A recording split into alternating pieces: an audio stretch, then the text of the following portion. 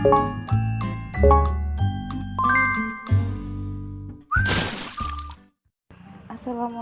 warahmatullahi wabarakatuh.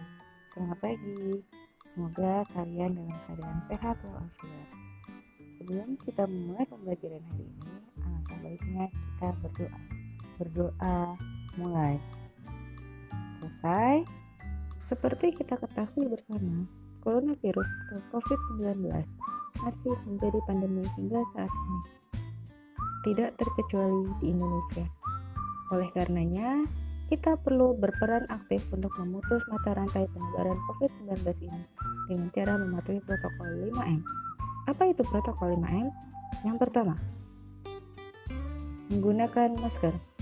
Gunakan masker dengan benar, menutupi hidung dan mulut, serta tidak ada celah di antara hidung dan mulut.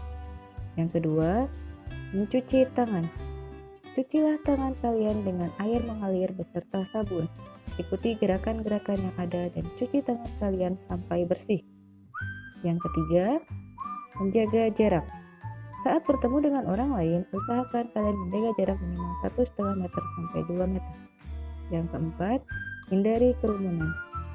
Jangan sekali-kali kalian berkerumun. Yang kelima, batasi mobilitas. Jika tidak ada hal yang penting, usahakan kalian tetap di rumah saja. Dan batasi segala aktivitas kalian menggunakan aktivitas daring. Baik, anak-anak, sudah siap untuk memulai pembelajaran hari ini? Minggu lalu, kita sudah membahas tentang apa itu internet. Kali ini, kita akan membahas tentang apa saja layanan yang ada dan bisa dimanfaatkan pada layanan internet.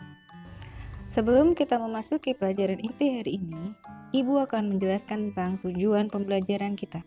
Tujuan pembelajaran yang pertama, mengetahui berbagai jenis layanan yang disediakan oleh internet.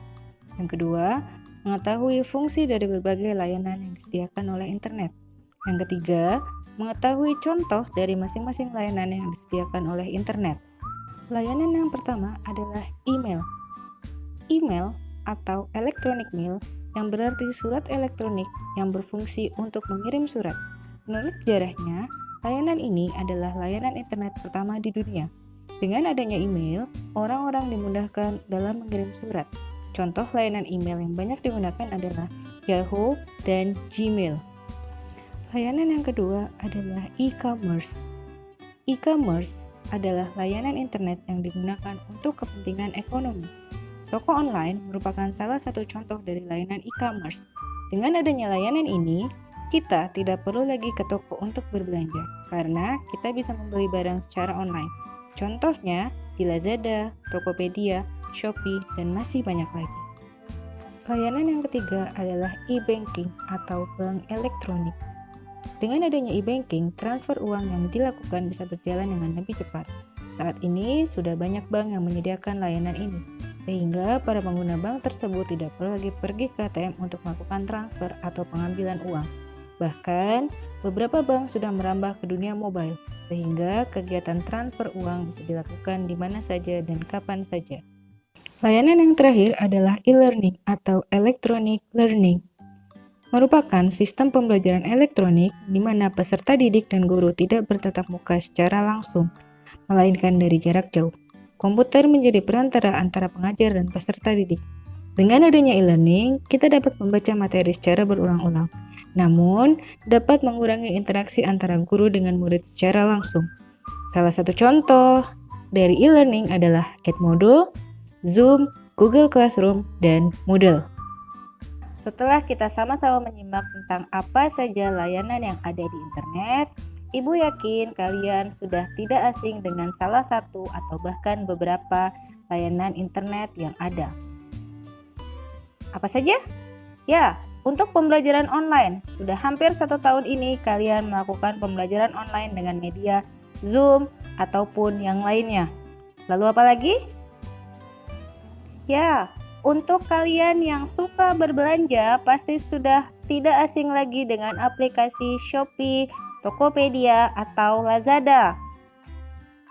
Masih ada lagi?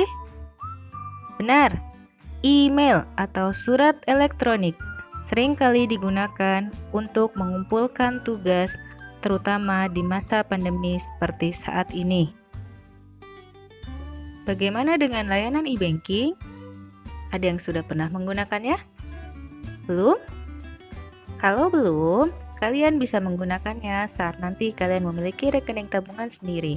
Kalian bisa mendaftarkannya untuk mendapatkan fasilitas e-banking yang dapat memudahkan kalian untuk melakukan transfer uang ke antar bank.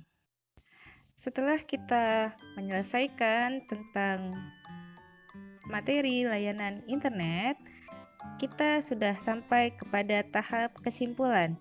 Ada yang mau memberikan kesimpulan? Ibu bantu untuk menarik kesimpulan.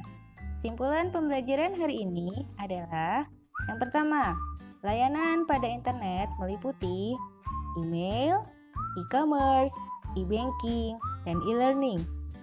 2.